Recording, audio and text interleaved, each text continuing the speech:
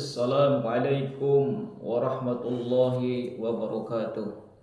Alhamdulillahi rabbil alamin. Wassalatu wassalamu ala asrafil anbiya'i wal mursalin wa ala alihi wa sahbihi ajma'in, amma ba'du. Qala rabbi israh li sadri wa yassir li amri wa hlul 'uqdatam min lisani yafqahu qawli waj'al wazira min ahli. Subhanaka la ilma lana illa ma 'allamtana innaka antal alimul hakim. Puji dan syukur marilah kita panjatkan kehadirat Allah Subhanahu wa taala. Salawat dan salam marilah kita curah limpahkan kepada junjungan kita Nabi besar Muhammad sallallahu alaihi wasallam bi qaulina Allahumma shalli ala sayidina Muhammad wa ala ali sayidina Muhammad. Alhamdulillah wa syukru ala ni'amillah. Kita semua bisa bertatap muka meskipun dalam keadaan online, tetapi mudah-mudahan oleh Allah Subhanahu wa taala kita disehatkan selalu, dimurahkan rezekinya, dan mudah-mudahan keluarganya menjadi keluarga sakinah, mawadah warahmah, dan mudah-mudahan oleh Allah Subhanahu wa taala selalu diberkahi semuanya. Amin ya rabbal alamin. Baik sahabat Batin Center yang dimanapun Anda berada, di antara tanda-tanda kekuasaan Allah Subhanahu wa taala menciptakan manusia, laqad khalaqnal insana fi ahsani taqwim. Sungguh kami telah menciptakan manusia dengan bentuk yang sebaik-baiknya dibandingkan makhluk yang lainnya. Ketika ada seseorang, mungkin kata sahabat semuanya, orang itu jelek, hitam, hidungnya pesek, pokoknya jelek saja.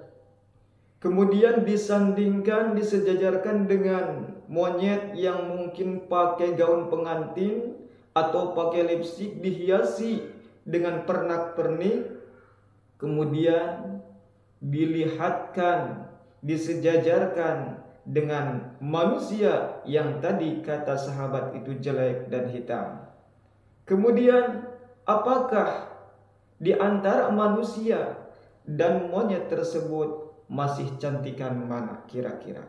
Pasti masih cantikan manusia meskipun kulitnya hitam. Maka kita sadar bahwa kita diciptakan manusia dengan bentuk yang sebaik-baiknya. Sadar kita harus bersyukur kepada Allah Subhanahu wa taala. Bersyukur kepada Allah Subhanahu wa taala yaitu harus taat kepada Allah dan taat kepada Rasulullah sallallahu alaihi wasallam. Kemudian tanda-tanda kekuasaan Allah Subhanahu wa taala menciptakan manusia. Manusia diciptakan bersuku-suku dan berbangsa-bangsa. Manusia diciptakan berpasang-pasangan. Tetapi proses kehidupan manusia di alam dunia ini tidak terlepas dari qada dan takdirnya Allah Subhanahu wa taala. Ada yang ditakdirkan hidup di alam dunianya menjadi orang kaya. Ada yang ditakdirkan hidup di alam dunianya menjadi orang miskin. Ada yang ditakdirkan hidup di alam dunianya menjadi pejabat. Ada yang ditakdirkan hidup di alam dunianya menjadi rakyat biasa seperti kita. Tetapi Allah Subhanahu wa taala tidak melihat kaya dan miskinnya seseorang, tidak melihat rupanya seseorang, tidak melihat jabatannya seseorang, tetapi Allah Subhanahu wa taala melihat dari hati dan amal perbuatannya seseorang. Sebagaimana Rasulullah sallallahu alaihi wasallam bersabda, "Innallaha la yanzuru ila suwarikum wa amwalikum, walakin yanzuru ila qulubikum wa a'malikum." Sesungguhnya Allah Subhanahu wa taala tidak melihat dari rupa-rupamu, dan Allah tidak melihat dari harta-hartamu, tetapi Allah Subhanahu wa taala melihat dari hati dan amal perbuatanmu.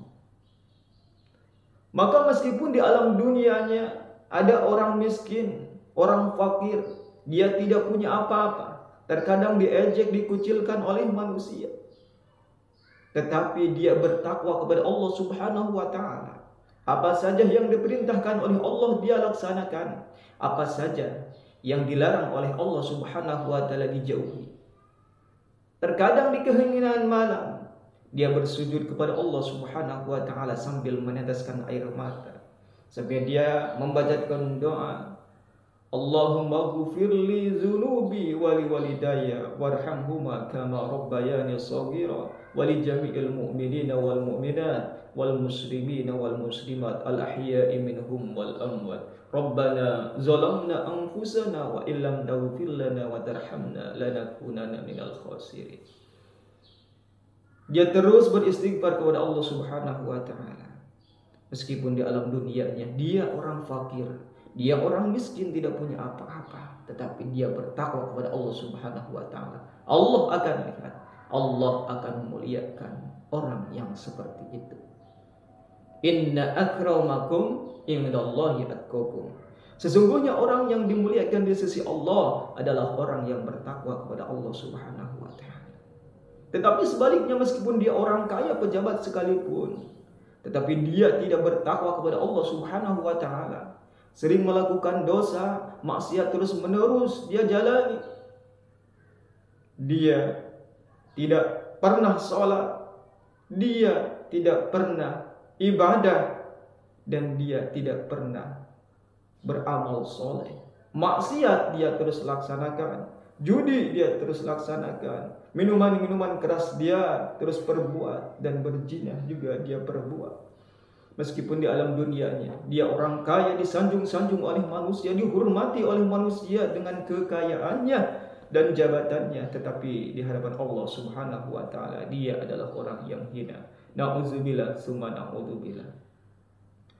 Jadi predikat kemuliaan di sisi Allah Subhanahu wa taala tidak dipandang dengan rupa, harta, hatta jabatannya, tetapi dilihat dari hati dan amal perbuatannya, dan Allah Subhanahu wa taala muliakan dengan ketakwaannya. Mudah-mudahan kita semua tergolong orang-orang yang bertakwa kepada Allah Subhanahu wa taala dan dimuliakan oleh Allah Subhanahu wa taala, baik dimuliakan di dunia dan dimuliakan di akhirat kelak. Amin amin ya rabbal alamin. Hadirin para sahabat semuanya yang dimanapun berada.